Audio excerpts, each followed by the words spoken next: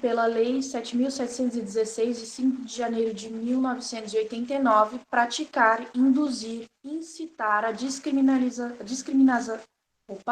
discriminação ou preconceito de raça, cor, etnia, religião ou procedência nacional, tem aí reclusão de 3 anos e multa. Fabricar, comercializar, distribuir ou veicular símbolos, emblemas, ornamentos distintivos ou propagandas que utilizem a cruz suástica ou a gomada para fins de divulgação do nazismo. Reclusão de 2 anos, de 2 a 5 anos e multa, certo? No nosso país isso é crime. No momento eu acho que é isso, vamos começar aí a nossa explanação com o professor Diego, certo? Vou passar a palavra para ele.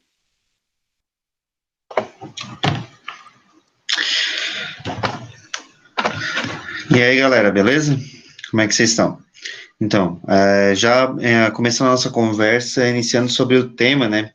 A gente colocou um título um pouco chamativo, O Ovo da Serpente, é uma referência de um filme de 1977, que trata justamente sobre o surgimento do fascismo, as condições históricas necessárias para o surgimento do fascismo.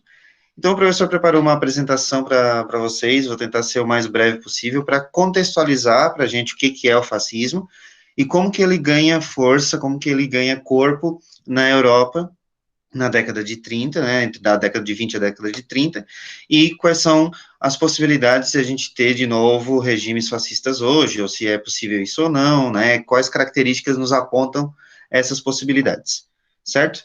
Então, o professor preparou uma apresentação aí para vocês, vamos ver se vai aparecer aí para todo mundo. Se por acaso alguém não conseguir ver, por favor, dá um ok aí para mim, tá? Vamos lá. Para a gente pensar um pouquinho o nazifascismo, a gente vai lembrar que esse é um movimento que ocorre na Europa a partir da década de 20, né, o expoente máximo do fascismo mais conhecido é o nosso amiguinho Hitler, né, mas a gente precisa definir muito bem o que é essa corrente política e ideológica que a gente vai chamar de fascismo, tá?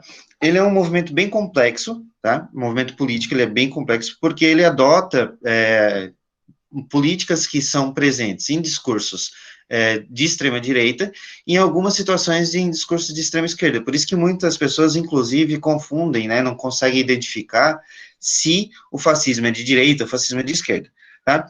De maneira geral, ele é um movimento político, um movimento social e ideológico que tem uma retórica populista, ou seja, explora assuntos que são de fácil entendimento da população. Ele utiliza uma linguagem muito fácil para poder chegar à população, né? É aquela história, todo mundo é contra a corrupção, todo mundo é contra roubalheira, todo mundo é contra o crime. Então é fácil dizer, são discursos muito fáceis, de uma retórica muito fácil de compreender pela população, e a partir daí ele tenta trazer um valor político que diz que apenas a centralização do poder poderia garantir o fim da corrupção, o fim da depreciação dos valores morais. Ele vai muito pela questão, agora é muito libertinagem, todo mundo faz o que quer e tal, coisas nesse sentido, para tentar criar inimigos comuns da população, principalmente com esses discursos um pouco mais fáceis, e a partir daí ele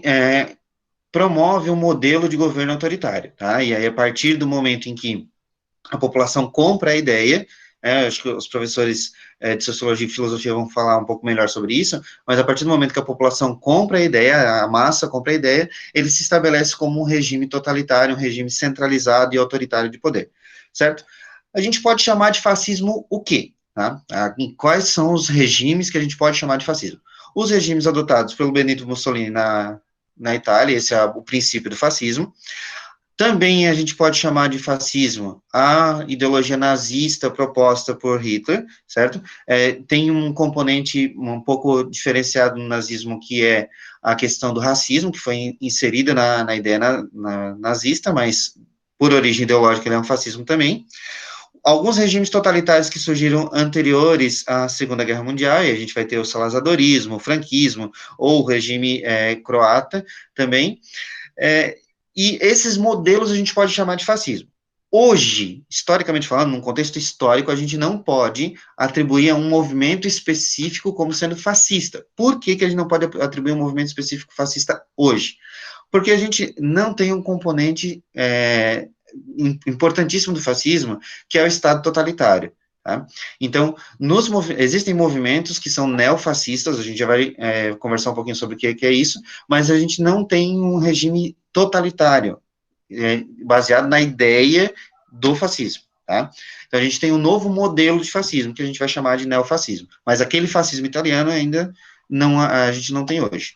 Então, o que seria o fascismo? Um governo característico do período entre guerras, certo? Ocorreu principalmente na Itália, Alemanha, Portugal e Espanha, e aí a gente vai ter, como característica básica desse regime, nacionalismo extremado, ideia de aversão a tudo que é estrangeiro, né?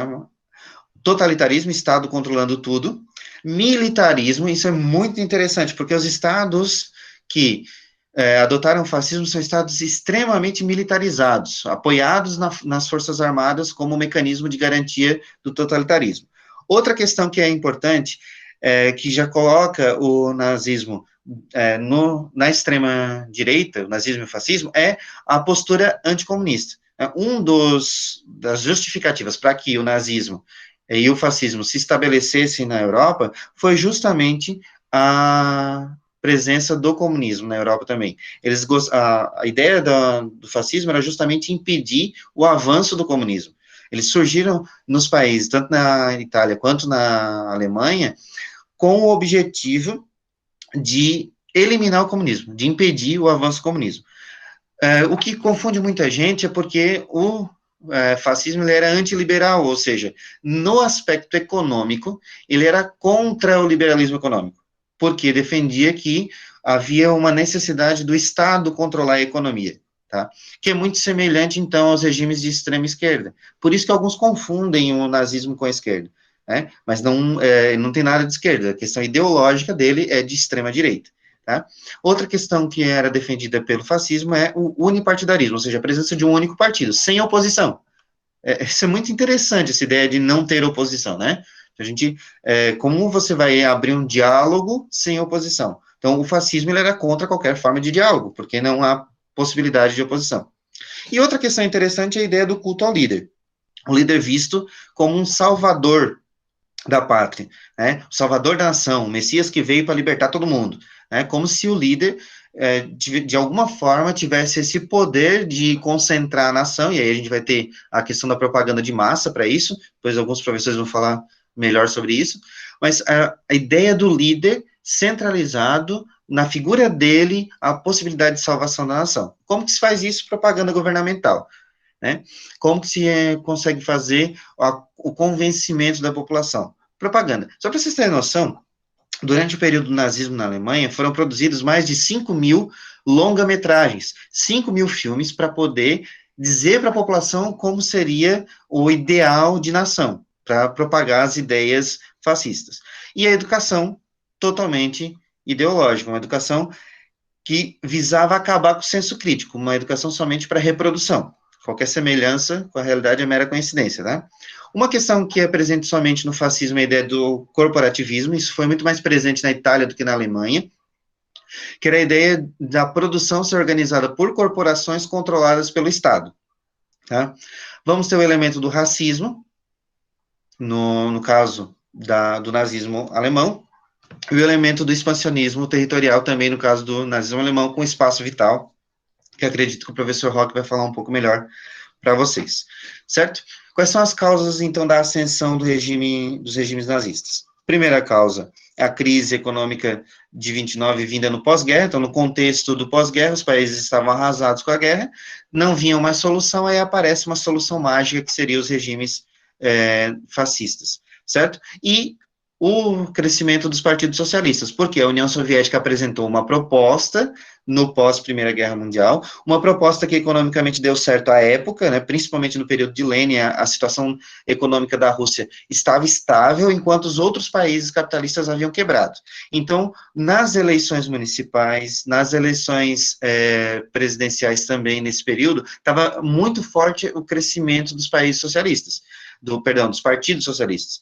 Começa nas eleições municipais nesses países, especialmente na Alemanha, e aí isso vai começar a insuflar, os partidos socialistas vão ganhando corpo, muita gente surge, então, contrária à força dos partidos socialistas na Alemanha e na Itália, e vem, então, o fascismo como mecanismo de combate aos socialistas, porque a burguesia não queria, então, que os socialistas conseguissem tomar o poder. O mais legal é isso, né? Para a burguesia era mais importante não deixar os socialistas no poder, mas a gente pode fazer de qualquer modo, põe um doido mesmo lá no comando, que é melhor do que ter um partido socialista, certo? E outra questão é o sentimento de revanche da guerra. A Alemanha saiu como perdedora da Primeira Guerra Mundial, e vem um cara que vai dizer para todos os alemães que ele vai botar a Alemanha agora como uma grande nação, vai ser um novo país, um país forte, e isso convence a população, de alguma forma, de que ele é o líder certo para acabar com todos os comunas.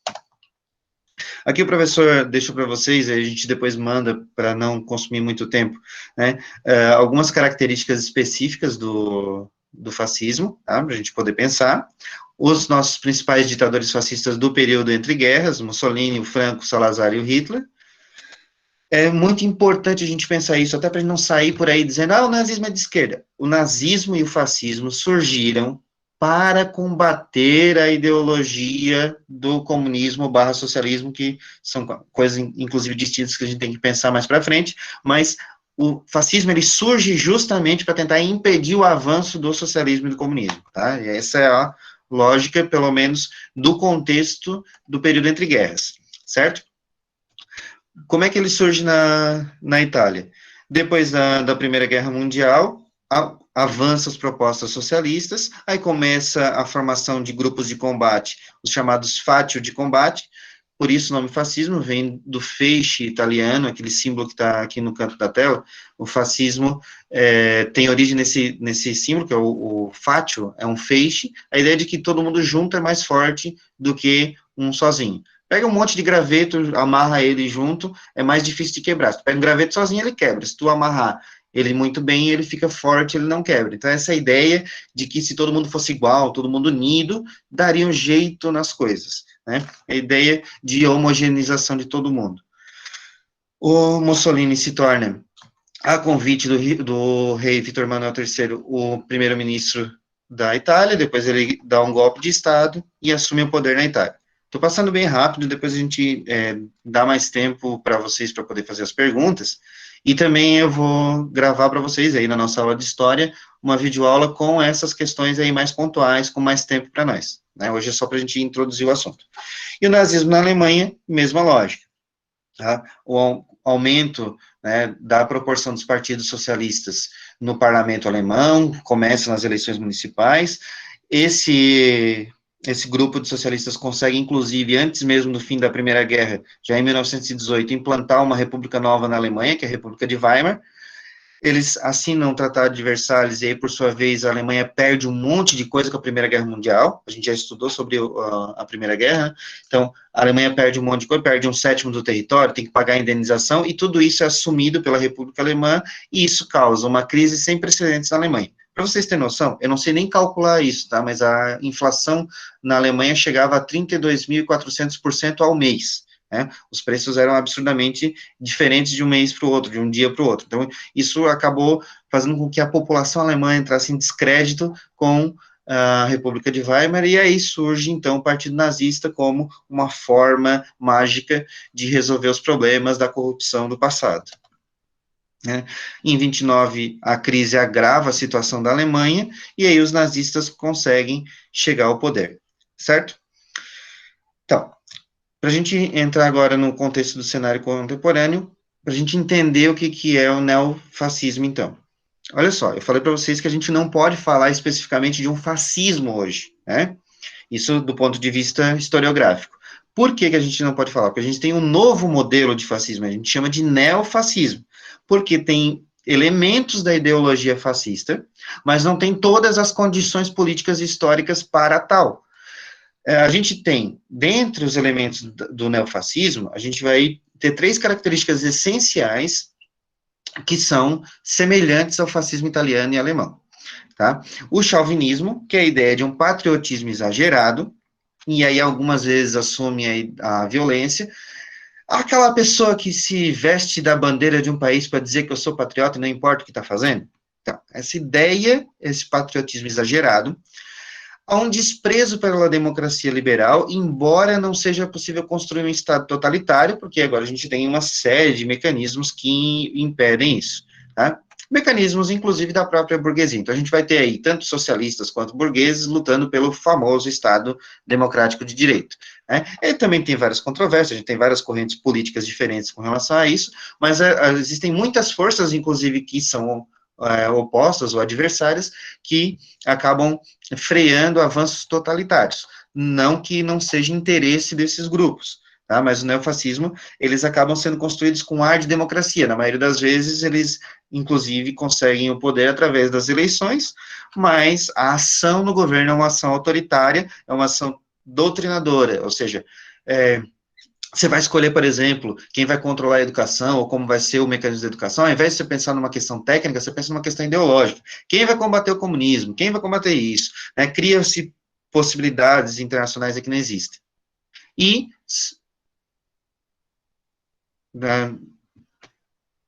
tomam também medidas antipovo, que são o quê? Medidas a ideia de um inimigo interno, né? Alguém que vai combater a corrupção, alguém que fez a corrupção. Então, agora a gente tem um inimigo, e esse inimigo, de alguma forma, vai ser o cerne da luta política. Coloca-se, então, um alvo para ser atingido, e tudo é culpa daquele alvo, tá? Seria isso para a gente poder começar. Eu não sei se eu extrapolei meu tempo ou não, espero que não, tá? Mas para a gente poder ter uma noção do que seria isso.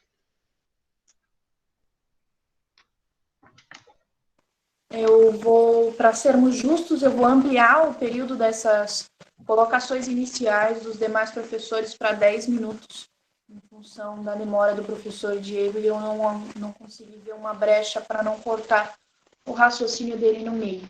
Então, eu vou ampliar mais 2 minutos para cada professor. Agora, eu acredito que o próximo seja o professor Roque. O professor Roque está online. Ele está aqui.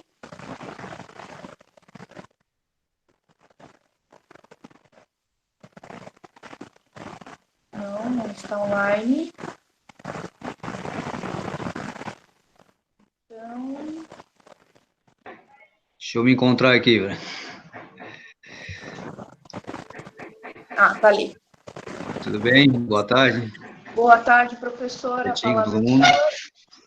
Prazer de estar com vocês. Saudade de todo mundo. Tudo bem, Mariana? Tempo que a gente não se vê. E meus colegas. Obrigado pelo convite, participação. Bom, a minha participação pretendo ser simples, né? Vamos conversar um pouco aqui sobre acho que o professor Diego fez uma explanação já muito completa, né? Já passou muito sobre esse fenômeno que está acontecendo agora, né? Que está todo mundo falando sobre isso, em todos os lugares a gente... eu tenho dado uma olhada em alguns assuntos, e a gente falando sobre, então, essa questão do espaço vital, né? A gente foi convidada para conversar um pouco sobre isso. Pesquisei alguma coisa aqui para trazer mais uma síntese, né, sobre isso, e até os alunos podem pegar isso rapidamente na internet. A gente encontrou aqui as leis de Hatzel. O espaço vital, como é que a gente pode, de uma maneira simples, né, dar uma olhada no que esse geógrafo vai trazer, o Frederic Hatzel, né, 1844 e 1904, vou fazer uma biografia dele aqui, dar uma lida aqui, ó. O alemão, né, que foi aluno de Karl Ritter, anterior a ele, que também já traz uma ideia um pouco próxima do que seria esse espaço vital, essa montagem de espaço vital que a gente vai conversar um pouquinho. Então, traz a ideia do determinismo, né? E o homem vai determinar o que ele precisa para o seu sustento, para a sua ambição, para a sua cultura. Então, o homem determina como vai fazer isso, como vai realizar, como vai ocupar esse espaço. E, para isso, ele precisa de espaço. E aí a gente tem, numa sub-áreas da geografia, a gente pode ver alguns conceitos como o lugar, o território, né? E sempre o espaço como objeto, que a gente fala lá nas salas de aulas, que o objeto de estudo da geografia, o espaço. E então, nós fizemos uma analogia de um indivíduo. O que ele precisa de espaço? Ele precisa de um espaço para sua convivência normal, né? Ele precisa de um espaço para se alimentar, então ele precisa de possuir esse alimento, então ele precisa de plantar ou ter um espaço para ter essa produção, um espaço para se locomover. Então, nessa ideia, né, Ratzel, então, vai criando esse espaço vital, a nação, né, como um organismo precisando de ter essa expansão, ele precisa desse espaço para viver, precisa de desenvolver sua economia, e essa ideia de expansionismo, vocês me desculpem, né, eu estou um pouco nervoso aqui, agoniado aqui, essa função nova. Então, ele vai pensando na forma de expandir territórios, expandir os seus tentáculos, digamos assim, de poder, né? Só que esses conceitos, né, essas ideias de Ratzel, elas ainda estão anterior à Primeira Guerra, né? Elas estão ainda anterior, estamos no início do século, a primeira metade do século XIX. Então, ainda não tem a Primeira Guerra Mundial, nem a Segunda. Então, algumas chegam a caracterizar como Ratzel fosse o eterno culpado, né, das ideias de Mussolini e do próprio Hitler. Mas eles compraram realmente essa ideia posterior, né, dessa necessidade de um espaço vital, de uma ampliação, de um Estado como organismo, e a necessidade de se sobrepor sobre pequenas forças, ou pequenos estados, ou estados menores. Então, é a força do maior sobre o menor, né? Então, expandir, não só em termos de territoriais, mas sim em termos de produção, em termos de riqueza, e aí a gente vai ver também as questões, né? Aí entra a geopolítica pensando seriamente nisso, e a gente pode fazer uma alusão a algumas ideias de hoje, na modernidade, e vamos procurar o quê? Petróleo, né? Naquela época não se tinha ainda essa ideia, mas vamos procurar as riquezas, onde tem o carvão, onde tem as minas, onde eu tenho campos possíveis de boas colheitas, né? Onde eu tenho água. Então, sobrepor a força do maior para o menor. Esse seria a ideia de um espaço vital, a nação como organismo, e precisando sobrepor isso daí, e também colocando a cultura como superioridade nessa relação. Eu vou fazer uma leitura aqui, acho que dava bastante tempo, sobre essas 7 leis de Ratzel, que eu achei interessante, a gente depois, posteriormente, a gente poder dar uma conversada aqui. Tá? Isso aqui a gente tirou de Belmonte, aliás, perdão, aqui de Albuquerque. Vamos trazer isso aqui. Vou dar uma lida, então, aqui para vocês. Na dinâmica da modificação do espaço geográfico, é uma das principais preocupações da geopolítica. O alemão Friedrich Ratzel, 1844-1904, foi um dos primeiros a sistematizar um estudo sobre a forma de modificação do espaço e sobre a influência dos estados politicamente organizados sobre as modificações. ainda que muito influenciado pelo contexto histórico em que viveu, na unificação, né, da Alemanha, que a gente está vendo aí, a antiga Rússia, né, a procurasse justificar as atitudes políticas do governo que considerava ideias de Ratzel, deixando uma profunda contribuição ao campo do entendimento da dinâmica internacional geopolítica. Ou seja, tá, a gente já está passando das fronteiras e procurando sucumbir quem está mais próximo, os menores, tá? Então, nessa ideia internacional da geopolítica. Sendo considerado ele chegou a ser considerado fundador da Alemanha por impor essa força, né, criar essa ideia. Por isso que muitas vezes se associa à ideia que Hitler comprou, a ideia de expansionismo, do espaço necessário que o alemão se sobrepor sobre outras nações, comprado da teoria do espaço vital de Ratzel. As reflexões das populações sobre a modificação do espaço, sobre os conflitos de interesse dos estados e sobre as formas pelas quais se processavam tais transformações ficaram conhecidas como teoria do espaço crescente ou leis de Ratzel. E aqui a gente vai, então, vou tentar ler bem rapidinho essas leis aqui, que eu acho que vai vir aí depois a gente nesse contexto. Primeira, expansão do Estado aumenta com o avanço da cultura.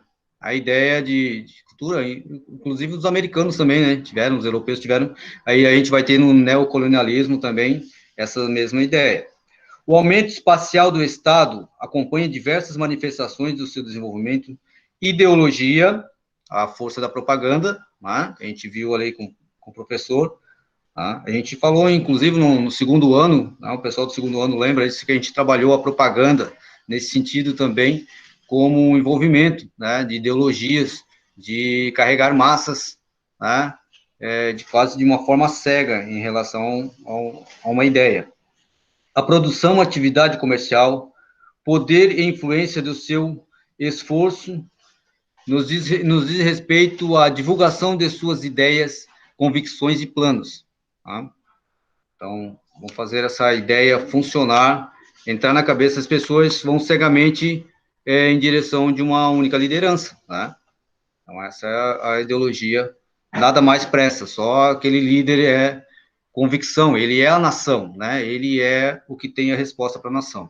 O Estado estende-se, assimilando ou absorvendo as unidades políticas da menor importância. Aqui, então, pessoal, o Estado estende-se, né?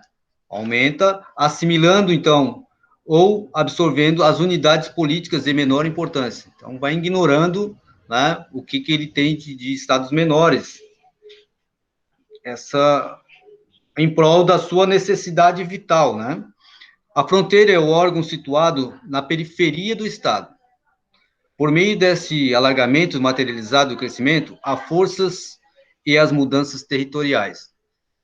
Tá? Então, a periferia, ou seja, fica muito longe do que incomodaria eles, né? E aí a gente tem hoje, né, se a gente pensar aí nas fronteiras das migrações, a gente vê, né, os nossos muros, e a gente vê aí que tem os Méxicos da vida para a gente analisar. Ao processar a extensão espacial, o Estado esforça para absorver regiões importantes para seu desígnio. Por exemplo, o litoral dos estuários fluviais, planícies, os territórios mais ricos e em termos de produção. Então, é aquilo que eu falei para vocês, não importa só expandir em territorial, né? Importa adquirir as riquezas que tem, né? A ideia é essa, então, suprir dessas riquezas. O sexto, né? Faltam só mais um aqui para a gente ver. É do exterior que vem o primeiro impulso, levando o Estado para a extensão territorial, movido por uma civilização menos desenvolvida que a sua. Então, assim, ele parece que imagina culpar, né, os mais fracos para que os pobres, os mais fortes façam essa subjugação, esse subjugue, né? A tendência geral é assimilar a observação das nações mais fracas, convida a multiplicar as apropriações de territórios, no movimento que parece uma autoalimentação. Essa concepção ainda fomenta a marca de determinada influência ideológica, foi predominada no entendimento da geopolítica durante décadas. Então, assim, a gente, para finalizar essa primeira ideia,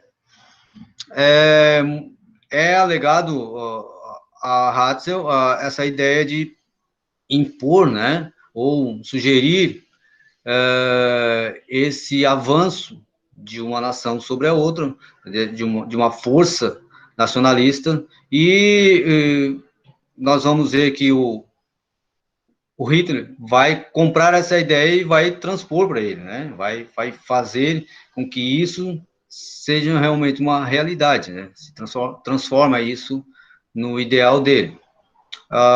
Em relação, a gente falando sobre fascismo e o nazismo, o fascismo vem, né, a priori vem antes do nazismo, e ainda era, segundo alguns pensadores, não pronto, né? O fascismo é um laboratório do nazismo. Não sei se os professores compram essa ideia, entendem assim, que o fascismo seria primeiro um laboratório, depois o nazismo, o Hitler vai lá, abraça essa ideia e aprimora. Tá?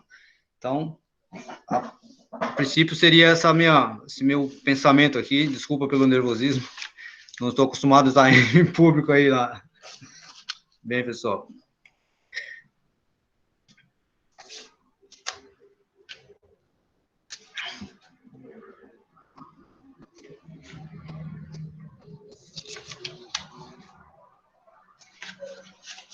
Opa, meu áudio estava fechado. O professor estava sem áudio. Agora já estão me ouvindo? Certo. Sim. Então, os alunos podem se inscrever pelo chat para fazer perguntas aos professores, certo? Até o momento não recebemos nenhuma pergunta, então coloquem o nome ali e depois a gente abre para as perguntas para vocês. Agora seria o professor Felipe, próximo a fazer a sua fala. Certo? O professor Felipe está por aí?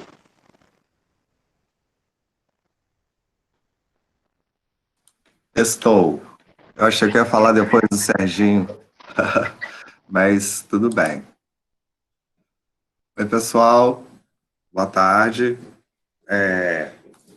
Eu agradeço a oportunidade, agradeço. Na verdade, eu meio que me convidei, né, professor? E aí o Diego topou, então eu agradeço muito. Eu peguei aqui alguns pontos, né, que foram falados. Então, meu áudio tá bom? Está. Tá ótimo. Tá bem, ó. Bem bom. Ok. Prazer, professor.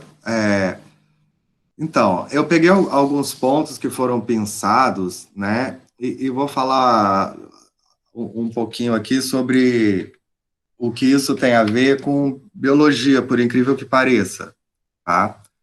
Então, eu vou botar aqui um cronômetro.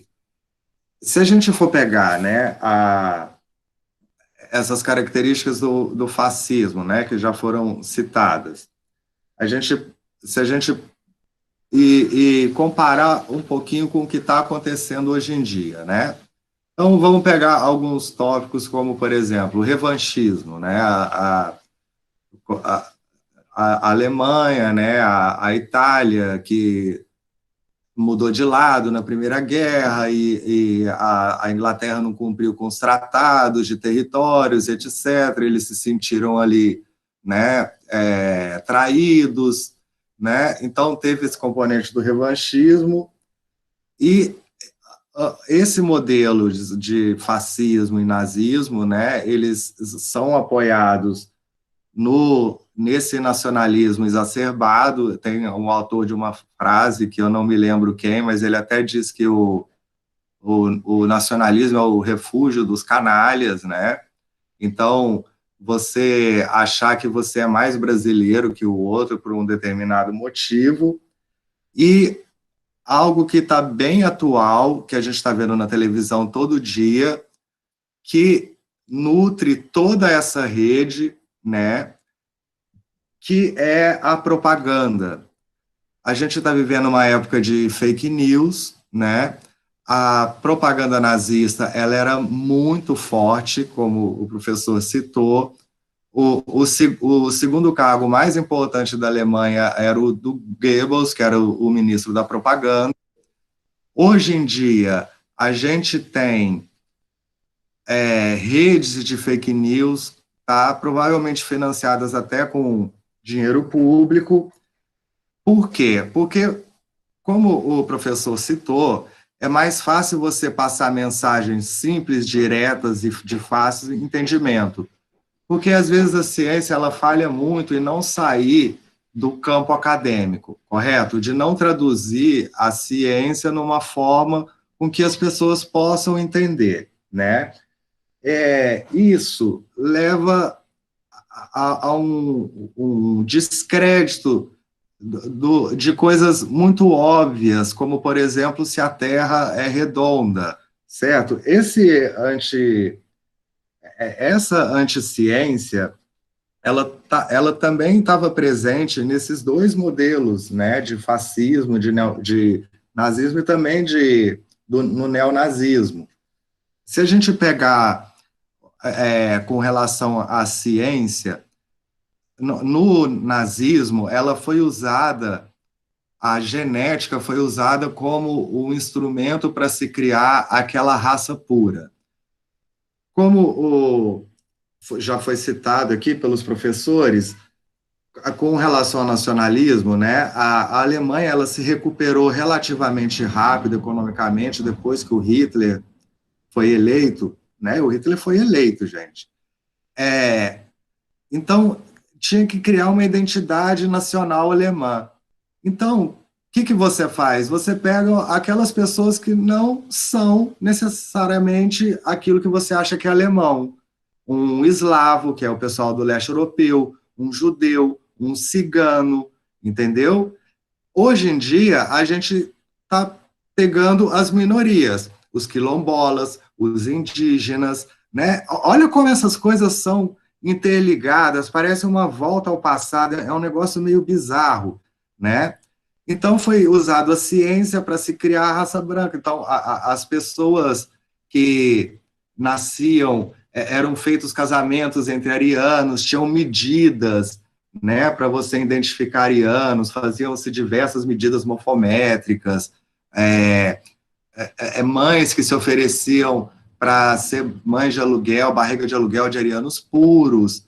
E, por um outro lado, se a gente também pegar um regime autoritário, que também fez mau uso da ciência, da genética, principalmente, se a gente for pegar o outro extremo, que seria a extrema esquerda, né, a gente teve uma época na União Soviética como eles eram, o fascismo é anticomunista, o comunista ele é antifascista. Então, eles falavam, não, a gente não atua, a gente deixa o meio ambiente selecionar aquilo que é melhor. Eles fizeram uns experimentos com grãos, né, e eles falavam, bom, se esses grãos de trigo aqui brotaram na primavera, eles existiram no inverno. Eles começaram a fazer um processo que chama de invernação, que é você pegar os grãos, submeter a uma temperatura baixa e selecionar aqueles grãos mais resistentes para poder aumentar a sua produção no inverno. Isso deu certo com o trigo. Eles começaram a fazer isso com os presos nos campos de trabalho, deixar eles em condições brutas, severas e trabalhando, porque o meio ambiente ia moldar aquela pessoa, independente da genética dela, tá? Porque isso era fruto do capitalismo dos grandes produtores de semente, ia moldar a personalidade dessas pessoas. Eles começaram a agir como se fosse Lamarck. Então, se eu aumentar o tamanho da árvore e a girafa tiver que esticar mais o pescoço dela, uma hora, ou do filho dela, vai ser grande o suficiente para comer essa árvore. Então, a gente vê que dos dois lados, a ciência é muito mal usada. E hoje a gente tem esse retorno da ciência sendo não mal utilizada, mas da propaganda anticientífica com má utilização, tá? Com fins ideológicos. É essa que é a minha preocupação, e eu acho que é essa contribuição que eu poderia dar. Agradeço muito, tá? E estou aqui ligadão e com saudade das minhas aulas de história e filosofia, geografia, tá? Certo, galera. Obrigada aí, professor. Agora a palavra com o professor Sérgio. O professor Sérgio está aí? Tô por aqui. Vou deixar a palavra com você. Então, boa tarde, alunos. Então, aproveitando aí a deixa dos outros colegas professores, espero que meu áudio dê para ouvir, então aumento mais um pouquinho. Falar um pouquinho sobre... Tá tranquilo o áudio, né? Vou falar um pouquinho a respeito, um tema aí tratado dentro do fascismo e nazismo, né? Fascismo como ideologia principal e o nazismo como movimento. Falar um pouco sobre ideologia. E aí se fala muito, até fala também de ciência e de teorias científicas e etc. Então, começar pela ideologia. Então, primeiro, para definir esses movimentos, é interessante falar o que é ideologia, né? E é um conceito muito amplo. Surgiu ali por volta do século XVIII com o Destin de Tarcy, um francês. Ele falava que era a ciência das ideias, não seria uma ciência para estudar o intelecto humano, como as ideias se formam na mente humana, basicamente isso. Então, seria uma ciência focada para estudar as ideias. Depois, surgiu o materialismo de Feuerbach, o Hegel também contribuiu com uma teoria filosófica que é o idealismo. Veio um alemão chamado Karl Marx, e depois contribuiu com seu amigo também, Friedrich Engels, e eles fundaram uma compreensão, estudaram mesmo, fundaram um método científico, materialismo histórico e dialético, e começaram a pesquisar sobre o tema ideologia. E eles que desenvolveram realmente o conceito de ideologia.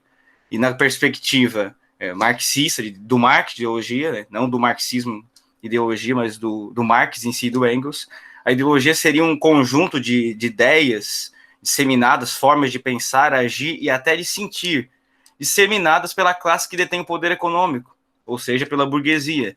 Então, na visão do Marx e do Engels, a ideologia seria esse conjunto de ideias que a burguesia utiliza para poder disseminar, controlar a população. Aí eles vão cunhar o termo de superestrutura e infraestrutura. A infraestrutura seria os meios de produção, o mundo do trabalho, a superestrutura seria as instituições que disseminam essa ideologia. Aí vem os meios de comunicação, que depois Adorno e Horkheimer vão chamar de indústria cultural.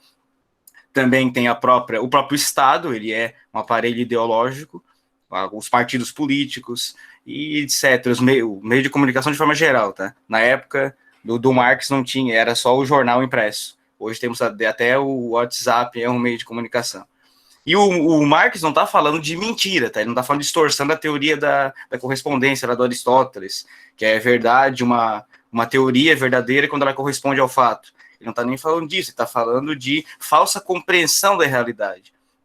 É disseminado no meio social uma formas de pensar e agir que você acha que está conhecendo o mundo, mas você não está. Você acha que está conhecendo as coisas e não está. E isso contamina a ciência, isso contamina a política, isso contamina toda a sociedade. Então não tem esfera que não é contaminada pela ideologia. Então essa é a visão do Marx. Um autor que eu vou citar aqui para vocês, que vai ampliar o conceito de Marx e ideologia, porque para o Marx não existe ideologia boa, a ideologia para ele, ela é da classe dominante e é disseminada sobre as outras classes. Ele sonha com uma utopia, que a revolução é para quebrar o sistema. O Louis Althusser, que é um francês, ele vai propor a ideologia com uma falsa compreensão da realidade. Ele cria o conceito também de interpolação. Então, todo mundo é um sujeito ideológico. A própria ideia de sujeito é uma ideologia. Então, a ideologia é um conjunto de ideias, pensamentos e formas de sentir no nosso dia a dia, e realmente a classe que detém o poder, ela vai disseminar isso. Até a sua compreensão de sujeito no mundo é uma compreensão ideológica. Então, para sentir membro da sociedade, ser social, é necessário a ideologia. Não dá de fugir dela. Trazendo para o campo do nazismo, do fascismo, o fascismo também é uma corrente ideológica. Então, o fascismo ele é uma corrente que dissemina algumas ideias, algumas formas de pensar e agir. Entre elas, primeiro, por que o fascismo e o nazismo é antiliberal? e por que é anticomunista. Então, não se explica. Vamos contextualizar um pouquinho. O liberalismo no século XIX, ele fez a Revolução Industrial, a burguesia assumiu o poder, veio do século XVIII, com a Revolução Francesa, no século XIX a Revolução Industrial bombou na Europa, Estados Unidos também começa ali o seu processo de independência, e começa lentamente a industrialização, e isso faz com que o liberalismo, esse liberalismo econômico, as ideias individuais, a liberdade de propriedade dos meios de produção, gere uma concentração de poder muito grande em poucas empresas. Surge o monopólio, e esse monopólio vai ser um dos fatores que vai gerar o imperialismo, e onde vai um dos fatores que vai gerar a Primeira Guerra Mundial. Então gera um conflito enorme. Essa ideologia liberal, ela levou o mundo, por um lado, à desgraça, e ela levou a Primeira Guerra também. Então a gente pode deduzir isso, que talvez seja um dos fatores do sentimento antiliberal seja esse. Porque os alemães sentiam o liberalismo um dos responsáveis pela desgraça ocorrida pela Primeira Guerra. Então esse é sentimento, não os alemães, né, a ideologia é fascista, nazista. Por outro lado, o comunismo, a Revolução Russa, o comunismo russo também não era os interesses da burguesia alemã, então não fazia sentido uma revolução de esquerda no país. O Hitler vai ascender ao poder, o partido nazista tinha uma quantidade de votos enorme no período, na década de 30, ele começa na década de 20, a ideologia nazista disseminando, ele foi preso, tentou a revolução, não conseguiu, e foi preso, escreveu o Mein Kampf, que é a obra onde trata um pouco da ideologia nazista. Também tem o Carl Schmitt, que ele é um jurista, advogado de Hitler, era o jurista de Hitler, ficou conhecido assim, que disseminou a tese do amigo-inimigo. Então, aquele que é meu amigo, ou você é meu amigo e me defende, ou você é meu inimigo, em outras palavras, eu tenho que te destruir. Então, não tem diálogo aqui, não tem conversa. Ou você aceita, ou você é eliminado. É uma ideologia extremamente conservadora, por isso que cai na extrema-direita. Então, o negócio de direita e esquerda, né, dentro do nazismo é meio complicado, mas o professor Diego já comentou, então acho que é bom deixar claro. Porque o extremo da esquerda foi, na prática, o movimento soviético e outros países também, ele propõe a liberdade coletiva da produção, então, por meio de uma revolução da classe trabalhadora. Então, todo mundo vai ter liberdade coletiva. Então, o Estado não vai ser mais um opressor, não vai ser um instrumento da classe dominante que vai oprimir as pessoas. Essa é a ideologia de extrema esquerda. A ideologia de extrema direita é um conservadorismo focado em valores da tradição, a família tradicional, instituições religiosas, disseminando os bons costumes, os padrões da moral, e a gente vê isso presente no dia a dia. Então, falando um pouquinho sobre ideologia, essa forma de pensar e agir, é muito estranho falar para a tela, não me adaptei ainda. Essa forma de pensar e agir disseminadas pela classe dominante, segundo o Marx e o Engels. Mas por que eu estou falando de ideologia? Porque dentro da temática proposta, teria que se falar um pouquinho sobre a relação da ética nesse contexto. Então, como que a ideologia influencia na ética? Então, na ideologia nazista, o cumprimento à regra, o cumprimento à disciplina, ela é uma ideologia militar também. Então, ou seja, o cumprimento à disciplina, à regra, à heteronomia, aos valores disseminados pela sociedade por meio da educação, por meio da propaganda, do Goebbels, do Ministério da Propaganda fortíssima nazista, e nas escolas também, a imagem do Hitler como a figura suprema, a idolatria ao nacionalismo, o ultranacionalismo, né? O nacionalismo exagerado, tudo isso constrói um conjunto de valores morais. Então surgiu um conjunto de valores morais na Alemanha naquele período, foi especificamente a Alemanha, fala agora, e esses valores morais eram vistos como os valores corretos. Eles torturavam pessoas nas câmaras lá dos campos de concentração, exploravam nos campos de trabalho, faziam pesquisas científicas sem nenhum critério ético, científico, e aquilo para eles era comum, aquilo era um valor moral, era visto como normal. E dentro dessa temática da moralidade, que a moral é um conjunto de valores, né, que o ser humano utiliza para definir a sua ação como certa ou errada, justa ou injusta. Dentro desse tema, a professora e filósofa Hannah Arendt, que foi exilada da Alemanha, ela era judia, foi exilada da Alemanha no período, por fato de ser judia, perseguição aos judeus, foi para os Estados Unidos, também jornalista. Em 1961, depois que acabou todo o movimento nazista, o Eichmann, ou Eichmann, como que ele se pronunciar, o Adolf Eichmann, ele era um dos militares nazistas, funcionários do regime nazista, e ele foi condenado. Tinha um julgamento dele, ele era jornalista, a Hannah Arendt foi chamada lá para fazer a cobertura do julgamento. E ela, como filósofa também, ela começa a observar o julgamento, e eles fazem várias perguntas para ele. Você acha que você fez alguma coisa errada? Você mandou exterminar pessoas, você mandou colocar pessoas na câmara de gás, defendeu experiência com pessoas, mandou aniquilar pessoas, e você acha que fez alguma coisa errada? Ele assim, não, eu pessoalmente não matei ninguém, mas eu só cumpri ordens. O que eu fiz foi só cumprir ordens. Eu não fiz mais nada além do que cumprir ordens. Eu aprendi a cumprir ordens, como uma boa educação militar faz, seguir ordens sem questionar nada. Os valores morais estavam definidos, cumpra as regras. E ele cumpria. Ele dava as ordens, queima aquele lá, mata aquele, leva aquele para tal lugar, e assim ele o fazia. E a Hannah Arendt ficou indignada com aquilo, ela usou um papel filosófico ali mesmo, ela começou a aprofundar a reflexão. Mas será que ele não está falando da verdade? Será que realmente o Eichmann não é uma pessoa boa? Ela foi investigar a vida dele. E realmente, ele era um pai presente, ele era um excelente esposo, ele era um sujeito que tinha todos os valores, vamos dizer assim, valores morais consideráveis. Um sujeito que pagava suas contas em dia, cumprimentava os vizinhos, não fazia mal para ninguém diretamente, assim como um indivíduo particular, mas dentro do regime nazista ele foi um monstro. Por que ele fez isso? Por que ele cometeu tanto mal? Onde está a origem do mal? E a reflexão da Hannah Arendt é dentro disso. Qual é a origem do mal? Será que o mal ele surge especificamente de uma ideologia? Será que o mal surge de um grupo específico? Será que o mal ele é criado, disseminado? E onde é que está o mal? Quem é que pratica o mal? Qual a origem dele?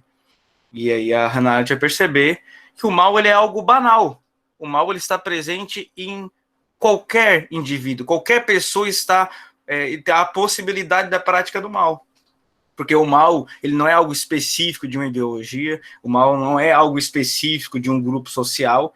O mal, ele é banal, ele é comum, ele é cotidiano. Qualquer pessoa que se dispõe a não, ou melhor, que nega o pensamento, que nega a crítica, que nega a dúvida, que nega a reflexão, está disposto à prática do mal. Está abrindo a possibilidade de fazer o mal até sem consciência.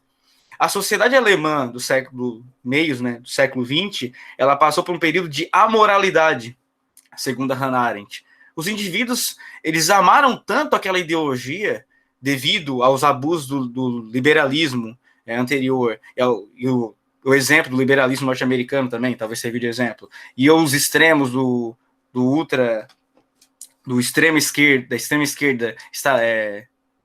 esquerda soviética, eles ficaram assim, o que eles vão fazer? Quando surge aquela alternativa, eles se encantaram pela alternativa. A alternativa ia gerar emprego, ia gerar renda, ia ter uma vida melhor, ia combater a corrupção, ia levar o país ao mais alto de todas as nações, ia dominar o mundo, essa grande nação alemã. Então essa ideia, esses valores se disseminaram pela sociedade e aceitaram tais valores como valores absolutos e não questionaram. Então o próprio Eichmann, o julgamento dele, a Hannah Arendt percebe isso. Depois ela vai escrever um livro. O nome do livro é Eichmann em Jerusalém, a banalidade do mal. Nessa obra ela vai deixar isso claro. Vai fazer toda uma análise da vida dele e do contexto do nazismo e perceber como qualquer um está disposto a fazer o mal. Basta não refletir, basta não duvidar, basta não criticar. Porque a moral em si, ela não basta, é preciso da ética. É preciso da reflexão sobre os valores morais. Aceitar tudo pronto, sem questionar, leva a gente a uma possibilidade de falha, de erro e de cometer o mal. Qualquer um está propenso à prática do mal. É isso que a Hannah Arendt pode concluir. E para concluir a minha ideia, acho que já estendi o tempo, é falar em relação à ciência ética. Porque dentro dessa na banalidade do mal, muitas vezes os protocolos científicos e éticos não eram respeitados. Não havia um protocolo ético, qual o limite que a ciência pode atuar sobre as pesquisas biológicas, as pesquisas científicas de forma geral. Não havia um limite. Então você pode, em nome do resultado, o meio pouco importa. E isso é um grande problema, porque você acha que está trazendo grandes resultados para a ciência, mas ao mesmo tempo você está exterminando milhões de vidas, milhares de vidas. Será que o fim tem valor se o meio não for ético? Para poder alcançar o fim, eu preciso destruir uma quantidade específica de pessoas, matá-las, aniquilá-las? Será que isso vale a pena? O resultado vale a pena em si mesmo? É a pergunta que eu faço. E aí, para concluir, é deixar claro que a ciência em si ela não é boa. Acho que é preciso, aí já vou expressar um pouco da minha análise pessoal, a ciência em si, ela não é boa, porque a ciência é construída por seres humanos. E seres humanos estão propensos à banalidade do mal, estão propensos à prática do mal. Existem ideias por trás, existem sentimentos por trás desse ser humano. Então, por isso, a reflexão é necessária, a dúvida é necessária, para que a gente não acabe caindo numa ciência determinista, dogmática, onde acha que ela é a dona da razão, porque aí vem esses anticientistas, e com razão, eles vêm propondo algumas teses anti-ciência, e muitas vezes cai na graça do povo, porque a ciência é tão complexa, ela é tão presa nas suas teorias, que muitas vezes o povo acha que aquilo ali nem faz sentido. Então, não acaba um descrédito da ciência, devido a essa ciência ser muito fechada. Então, existe essa possibilidade. Acho que por isso, depois eu posso falar mais alguma coisa, mas a princípio é isso mesmo, que eu deixei anotado por aqui. Acho que eu falei demais, né? Mas valeu a participação, desculpa o tempo. Sem problemas. Agora vamos iniciar as perguntas, certo? Eu vou pedir aos alunos que, além de fazer a inscrição ali no chat, que comecem a sua pergunta dizendo para quem é, certo? O primeiro que se inscreveu ali foi o Lucas Nascimento. Eu gostaria de fazer uma pergunta, fique à vontade.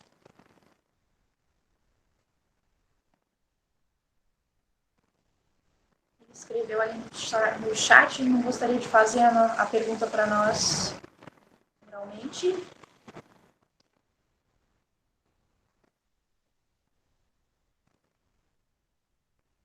Bom, acho que eu vou ler a pergunta dele aqui, então. A pergunta dele é para o professor Diego.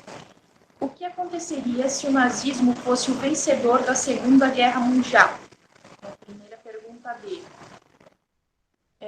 O mandato do atual presidente pode ser considerado neofascismo? Aí, professor Diego. Certo. Aí o Lucas já me deixa nessa saia justa, né? Já quer colocar fogo no parquinho no começo da pergunta. Né, Lucas? Então, tentando responder essa tua pergunta, vamos por partes. Se o nazismo tivesse ganhado, o que aconteceria? Muito simples essa resposta, não sei. Porque a gente costuma dizer em história que não existe o se, né? Os fatos são fatos, eles são o que são e ocorreram como ocorreram, né? A gente não pode fazer a gente pode talvez fazer algumas inferências, algumas projeções, mas de fato mesmo a gente não tem como afirmar se o nazismo tivesse ganhado a guerra, se ele perduraria por muito tempo. Até porque esses discursos não se mantêm coesos por muito tempo. Eles começam a encontrar resistência dentro dele mesmo, e depois eles podem perder essa coesão, que é o que faz com que esse discurso seja fortalecido. Os professores colocaram muito bem, eu anotei muita coisa da fala dos professores, porque eu achei fantástico o diálogo, mas é importante a gente pensar, por exemplo, no discurso da anticiência. O discurso da anticiência, ele se mantém até o momento que a linguagem começa a ser acessível. Acho que o professor Sérgio colocou muito bem, o professor Felipe, também a questão da dificuldade de acesso à linguagem científica, né, e inclusive agora a gente está falando da linguagem da ciência histórica, e a gente já percebe até na própria pergunta a ideia de uma projeção que não é possível, né? O fato é o fato, a gente só analisa a partir daquilo que o fato acontece. Eu costumo sempre dizer em história que o futuro não existe, né? E o presente ele é extremamente complicado de ser analisado. E é exatamente por isso que a gente estuda história. A gente só consegue analisar um fato depois ele está posto. Porque enquanto ele ocorre, a gente tem espaços diferentes, e a geografia vai nos ajudar muito nisso. Ao mesmo tempo, acontecem várias situações em espaços diferentes, então você não consegue dar conta de entender todos os espaços no mesmo tempo. O tempo futuro, ele não existe, porque ele é só uma projeção, uma possibilidade, então a gente só consegue analisar pelo fato que já está dado. Então, sendo bem sincero, não sei o que aconteceria. Posso dizer que se teria mais ditadura, alguma coisa, mas eu estaria sendo desonesto se eu fizesse isso. Com relação ao mandato do atual presidente, a gente pode falar que existe um grupo ideológico ligado a esse mandato que tem aspectos neofascistas. Por que a gente pode afirmar isso?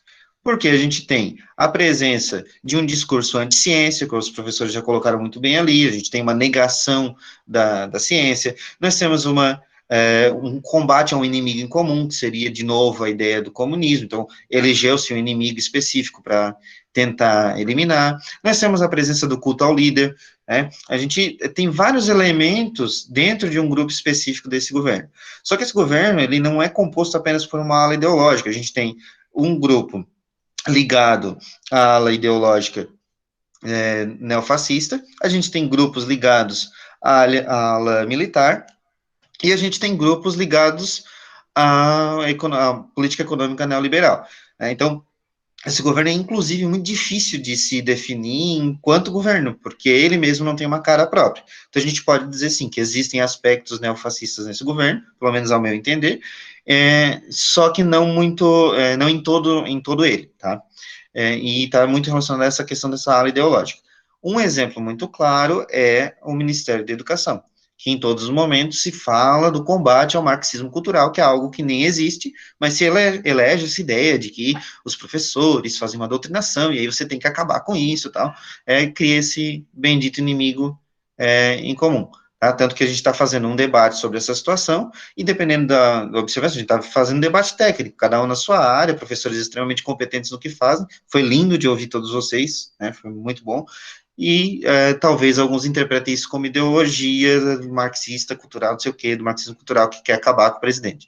Sempre tem algumas pessoas assim, mas não é esse o foco. Então, tem uma ala, sim, ideológica muito próxima ao neofascismo.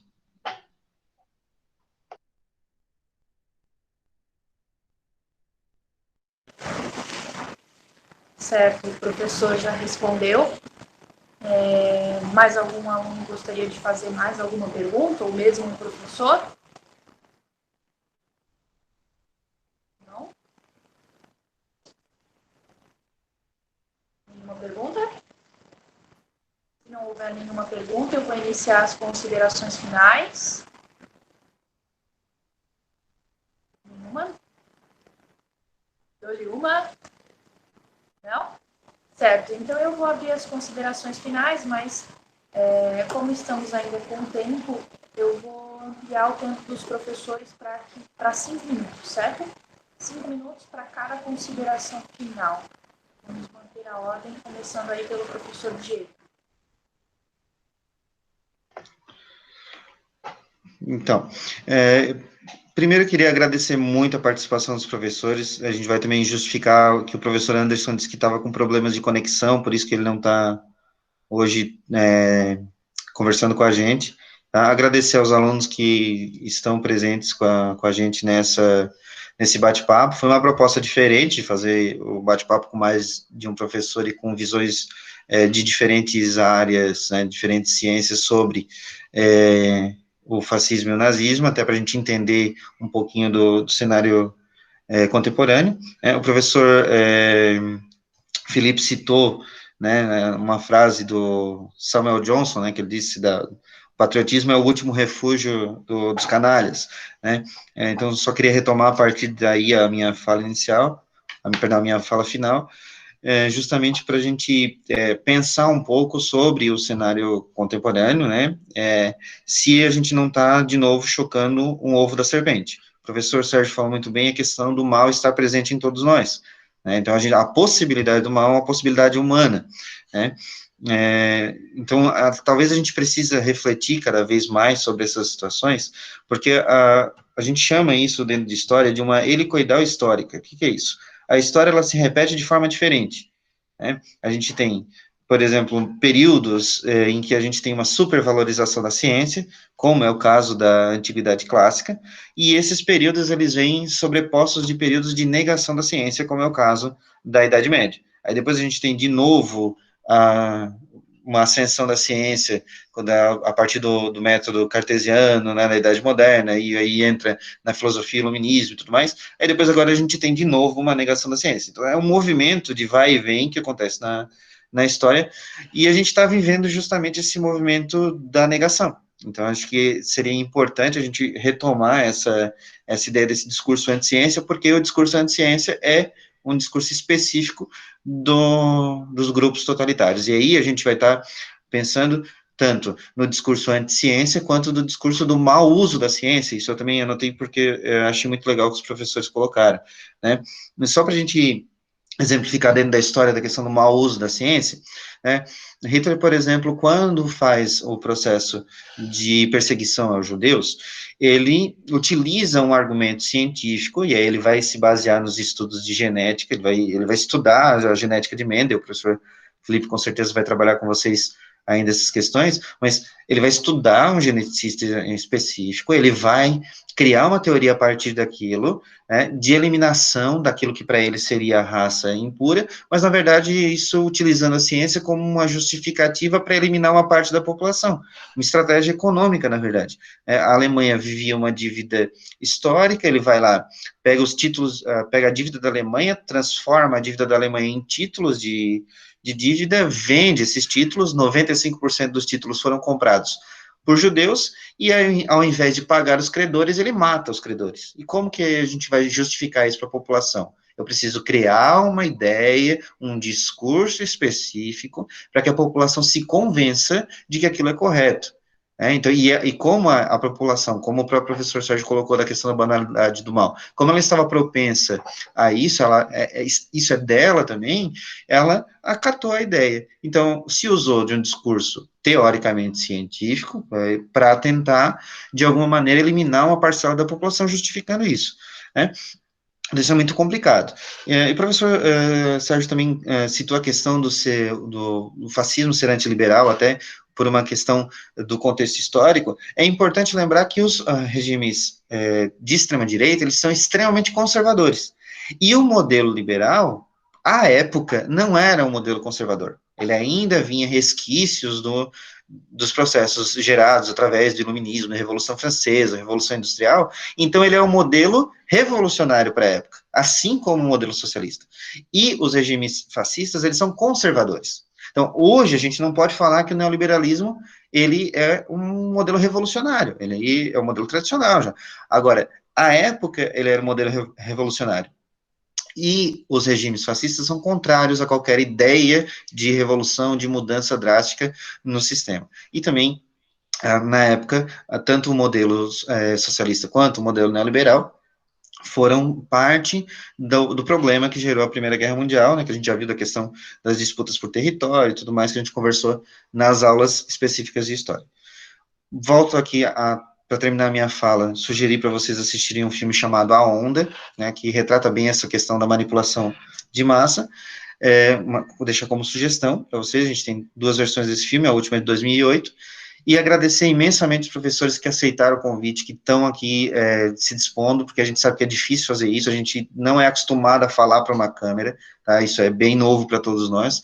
Agradecer de coração pelo trabalho de vocês, e especialmente a professora Mariana, porque ela não é da nossa escola, ela topou, né? Ela também é historiadora, tenho certeza que está se coçando para falar também, é muito difícil ser mediador quando o tema é da nossa área, né? E ela está ajudando a gente para poder organizar melhor, né, porque era muita gente para falar. Então, obrigado a todos que participaram, obrigado aos professores que colaboraram, e a professora Mariana. Obrigada, professor Diego, pelas suas considerações finais. Eu que agradeço a oportunidade, sempre que precisarem.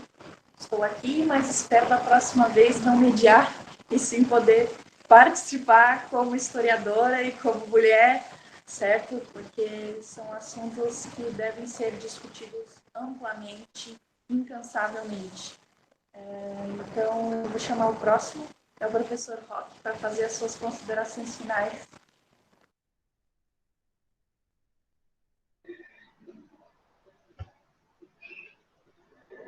Opa, fiz ao contrário aqui. Bom, eu gostaria de agradecer, peço desculpa, né, se a gente não conseguiu dar... Às vezes a ideia é uma coisa, chega na hora da prática que a gente fica um pouco agoniado, acostumado a falar muito, mas na hora de ser travado ali. Então, assim, ó, eu achei muito interessante a fala, né, do professor Felipe, né, e falando de ciências, né, a gente fala assim do darwinismo, né, professor? A gente vai aquela evolução também como sociedade, né, a ideia desse sentido. O professor Diego, como sempre, né, dando um banho, dando-nos uma aula completa. Muito obrigado, Diego. E aquela questão também, né, Diego, do iluminismo, tu falou ali no finalzinho, né, que vem essa ideia do fascismo bem contrário ao iluminismo, e a ideia do tradicional, né? O fascismo traz, então, a ideia do tradicionalismo, né? Não, nada ao contrário, isso, seguir a risca, traz essas ideias. A gente quase não falou um pouco, né, nesse sentido que eu estou falando aqui do fascismo, a ideia era mostrar como apareceu, também até, sei lá, meio que defender um pouquinho a geografia, porque ela é tanto culpada, pô, foi ela que inventou essa ideia de nacionalismo, porque foi ela que inventou o Hitler. Não, não foi, né? O cara comprou a ideia dos caras que nem estavam aí nessa. Então, essa foi a primeira ideia. Acredito também que o título foi muito propício, o ovo da serpente, né? Até tem uma fala lá no filme, eu não me recordo bem a dita, mas que o cara diz ali que dá para ver as silhuetas, né, da serpente no ovo.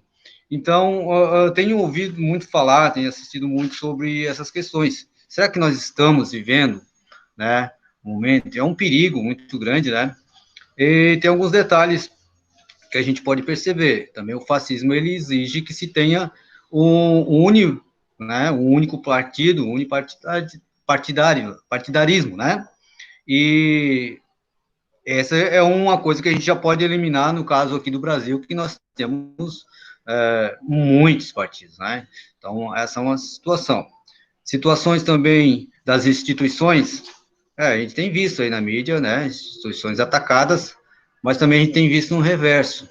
Então, aqui, não sendo um advogado do diabo, né, não querendo defender, mas me pareceu uma fala bem interessante que eu tenho ouvido, a gente pode pontuar, né?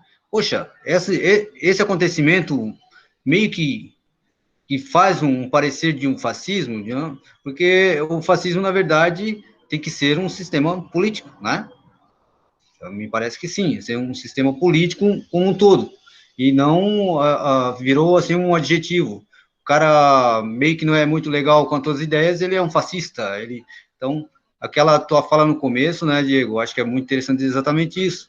A gente ter essa preocupação. Senão até se torna também uma xenofobia por uma pessoa que seja contrário ao nosso pensamento. Tá? Mas eu acho que o momento político nosso é delicado, nós temos que ficar muito atento, e principalmente essa garotada que está aí na boca das urnas, né, realmente é muito válida essa nossa conversa, muito esclarecedora. E agradeço pelo convite, espero que a gente consiga ter esse é o verdadeiro, a gente fala dado planejamento, né, aquilo que a gente tanto sonha, né, Diego? Um abraço, desculpa, é pena que o professor não está, né, o nosso sociólogo. Mas um abraço para todos. Um abraço, professor Roque. Vamos chamar agora o professor Felipe, novamente, para fazer as suas considerações finais. Professor, fique à vontade. Obrigado, Mariana, por ter mediado. Imagino o tanto que você não deve estar se coçando. Obrigado, professor Diego. Obrigado, professor Serginho. Obrigado, professor Roque. Obrigado pela aula. Eu vou sair daqui me sentindo menos burro, né? Hoje.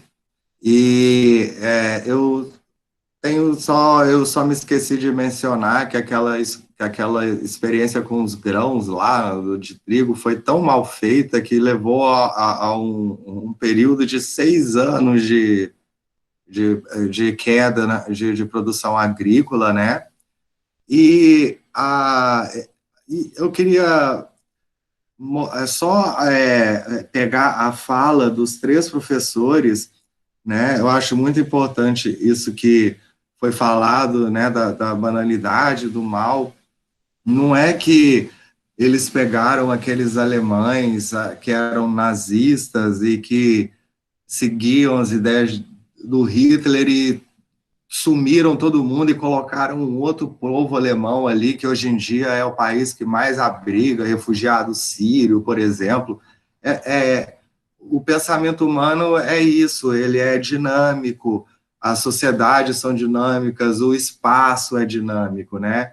Então, é muito importante estar ligado nisso, e agradeço muito também a presença dos alunos, porque sem vocês nada faz muito sentido, tratando de educação. Boa tarde, muito obrigado. Agradeço de coração.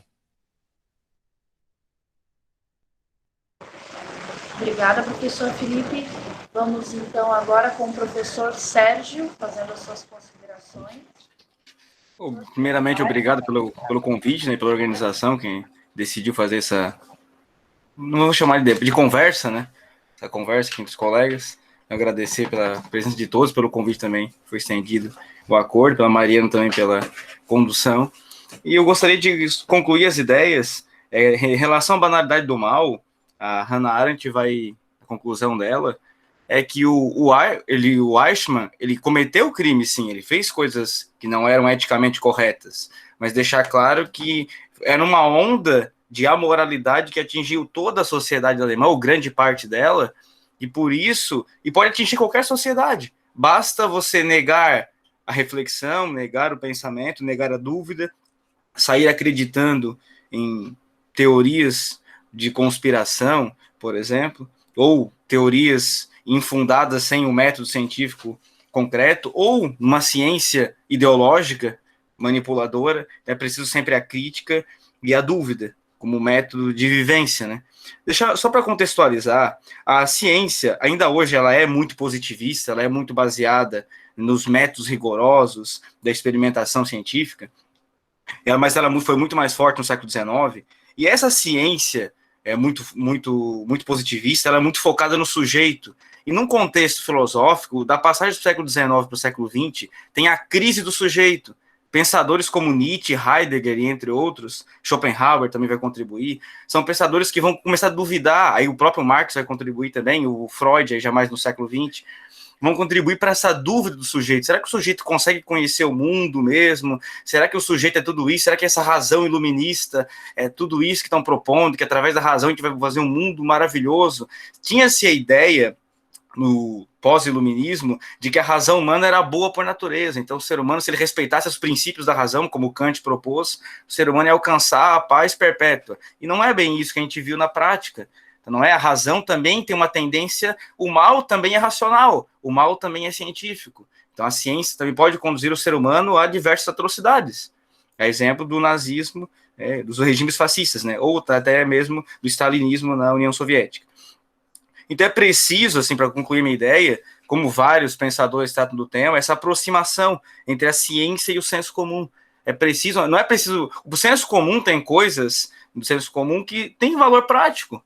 Então, se a ciência também utiliza da prática como princípio, então dá para conectar, sim, a ciência e o senso comum. Para isso, é preciso trazer a ciência para uma linguagem mais popular e trazer o senso comum para uma linguagem um pouquinho mais científica. Aí cabe o papel dos veículos de comunicação e principalmente da educação, da escola, trabalhar os métodos científicos. E para a gente não cair na banalidade do mal, assim, então como que a gente faz então para evitar que a ciência se torne um instrumento ideológico? A partir da década de 50, ali, pós-Segunda Guerra Mundial, foi criada a Organização das Nações Unidas, foi criado várias instituições, comitês internacionais de ética, discutir a bioética, a ecoética, comitês de ciência para criar os princípios universais de como a ciência tem que progredir para não desrespeitar a pessoa humana, não desrespeitar o meio ambiente, fazer o máximo possível, progredir a ciência em paralelo com o meio ambiente, a humanidade, sem desvalorizar princípios da dignidade humana. Então, por isso que a ciência em si, ela não é boa. Por isso eu criado os métodos científicos, por isso que existe todo um comitê de ética, princípios éticos na ciência, para a gente discutir e praticar a ciência segundo esses princípios, para que não haja resultados desagradáveis. Por exemplo, utilizar de um medicamento, recomendar um medicamento sem a devida formação e sem a devida comprovação científica, isso é um risco para a humanidade. É um exemplo de... aí o sujeito que acredita nisso, olha como a banalidade do mal é perigosa, olha como a moralidade é um perigo. Quando você acredita muito numa ideologia, qualquer coisa que o líder supremo dessa ideologia afirma, você considera como verdade, e você não duvida. Então, percebe? O medicamento existe, por exemplo, vou dar o exemplo da cloroquina. O medicamento existe, ele tem uma bula, uma função específica, já foi provada cientificamente, mas para a Covid-19 ainda não tem teste, não tem tempo. Nós temos 6 meses aproximadamente de pandemia. Para um remédio ter comprovado o seu uso definitivo, são anos, dependendo do medicamento, talvez até décadas. Então, não dá para dar uma resposta pronta. O povo está agoniado pela sua ansiedade e quer uma resposta pronta.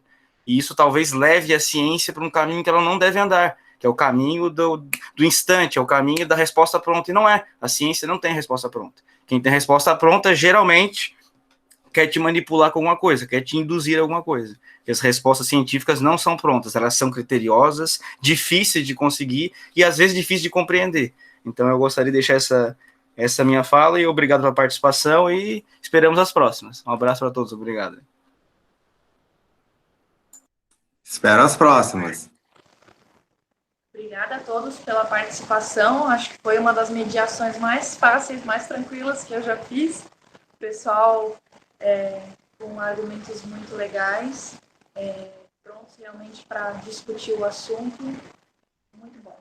Eu vou, acho que, passar a palavra para o professor Diego, já que ele é da escola e me convidou para esse evento, certo? Obrigado pela oportunidade e até uma próxima.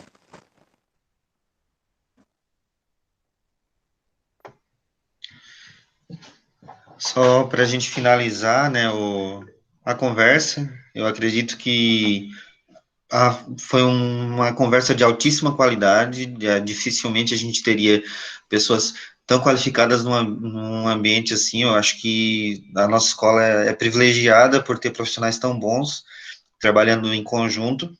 De novo, queria agradecer a professora Mariana, que fez essa mediação. Ela fez uma provocação interessante, né, ela enquanto historiadora, enquanto mulher, porque, por incrível que possa parecer, isso não foi intencional, mas os profissionais que estão trabalhando hoje apenas são homens. Fui largada aqui no meio dos barbudos, só tem barbudo aqui. Até o professor Roque está barbudo agora.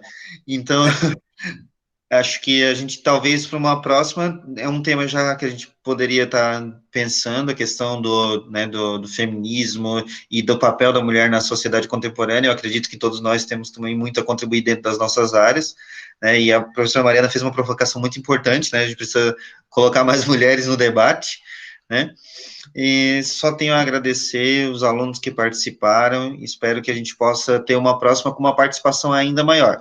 Quem não participou, eu tenho certeza que perdeu muito, porque eu aprendi muito com vocês hoje, e eu queria, de novo, só tenho a agradecer por ter abraçado essa ideia e a gente ter conseguido realizar esse primeiro bate-papo. Muito obrigado, e até a próxima. Microfone aberto aí para quem quiser terminar. Acho que a gente pode terminar assim numa conversa informal, se ninguém se opor a isso.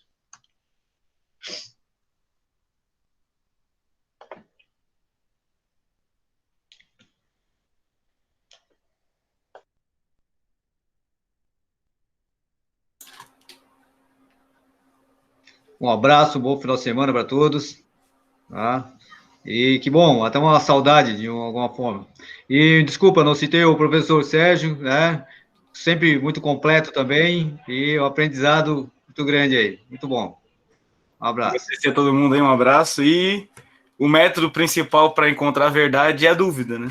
Como o nosso amigo Descartes falava. Vamos duvidar um pouco mais e pensar um pouco mais. Um abraço, até mais. E só para fechar, eu queria falar uma das coisas que eu acho mais bonitas assim na ciência, que é a ciência, o método científico, ele é construído para ser derrubado, para ser negado, né? Ele é construído em cima da hipótese da falsibilidade.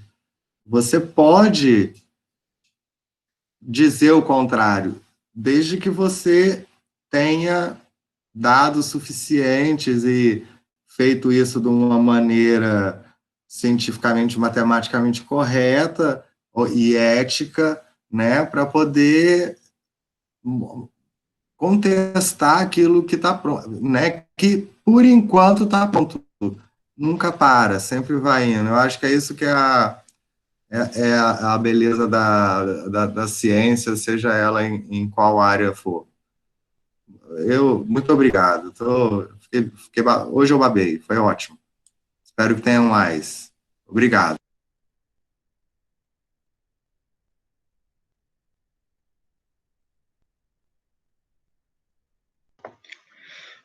Pessoal, vou me despedindo aqui também. Valeu. Só tenho a agradecer a todos. Já falei demais. Boa tarde para todo mundo aí. Bom final de semana.